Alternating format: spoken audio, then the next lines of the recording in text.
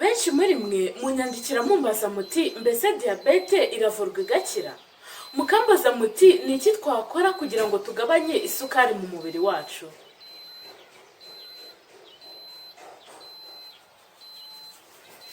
Uyu munsi ngiye kukwereka ibintu bitanu biri hafi yawe bishobora guhindura ubuzima bwawe, cyane cyane wowe urwaye diyabete cyangwa se wowe ukeneye kuyirinda.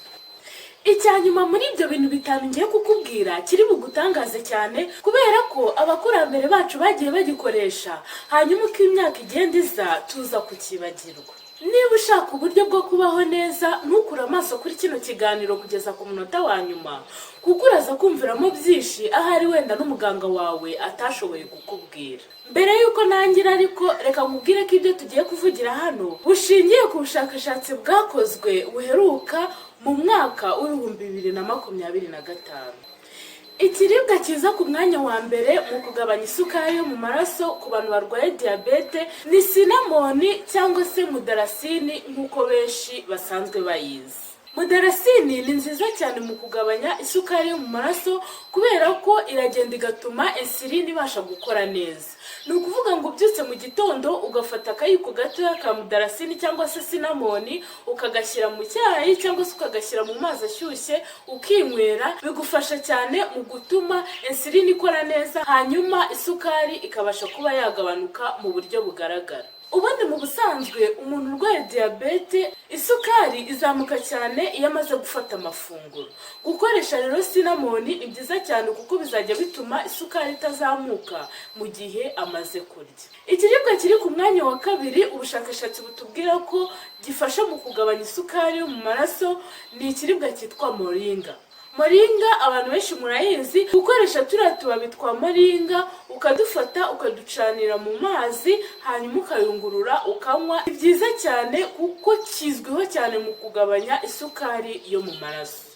Niba utashobora kubona amababi ya moringa, ushobora gukoresha ifu ya moringa, ugafata akayiko gato kuzuye moringa ugashyira mu mazi y'akazuyazi, hanyuma ukanywa mu gitondo nta kindi kintu wari warya. Nubikora gutyo mu gihe gito cyane uzajya ugenda ubona isukari yawe imanuka ku rugero rushimishije.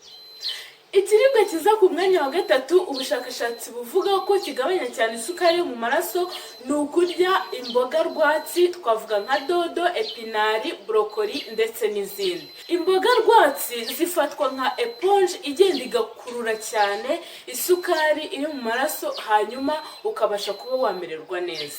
Kurya imboga rwatsi wowe urwaye diyabete cyangwa se wowe ushaka kuyirinda ni byiza cyane kuko bizatuma umubiri wawe ubasha kujya ku murongo, isukari igabanuke, hanyuma nawe utarayirwara ubashe kuba wikingiye icyo kibazo. Ikiribwa kiza ku mwanya wa kane ni tungurusumu.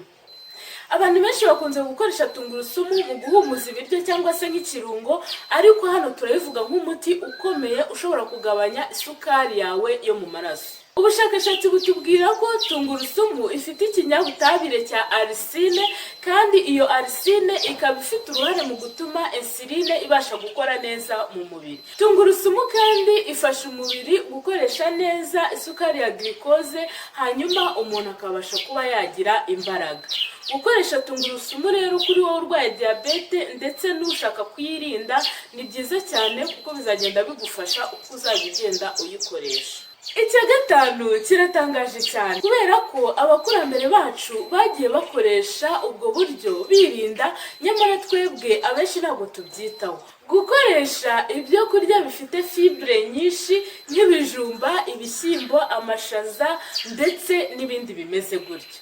Abakurambere bacu bagiye bakunda kurya cyane ibyo biryo, ari byo byatumaga badahura n'ingaruka nk'izi ngizi tubona hano zo kurwara indwara zigiye zitandukanye harimo na diyabete turi kuvuga aka kanya.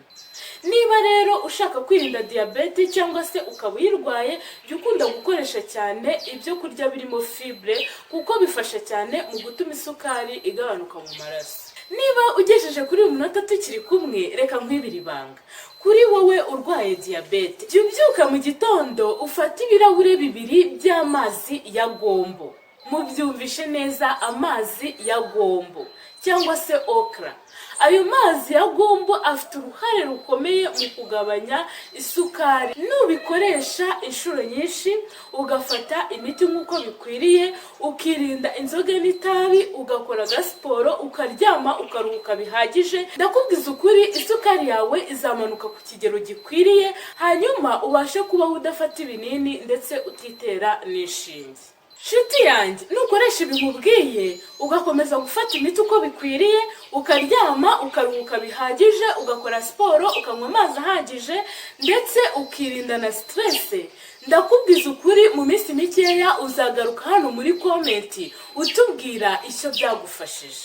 Niba ukunze iki kiganiro ukabona hari icyo kikumariye, kanda like kandi usangiza abandi bagenzi bawe kino kiganiro, cyane cyane abuzi barwaye diabete cyangwa abuzi bakeneye kuyirinda. Mu kiganiro cyacu gitaha nzagaruka nkubwira noneho uko ushobora guhangana n'umuvuduko uri hejuru w'amaraso. Kugira ngo uzakomeze kubana natwe, kanda subscribe kugira ngo utazacika. Mukomeze kugira ibihe byiza, ndabakunda cyane.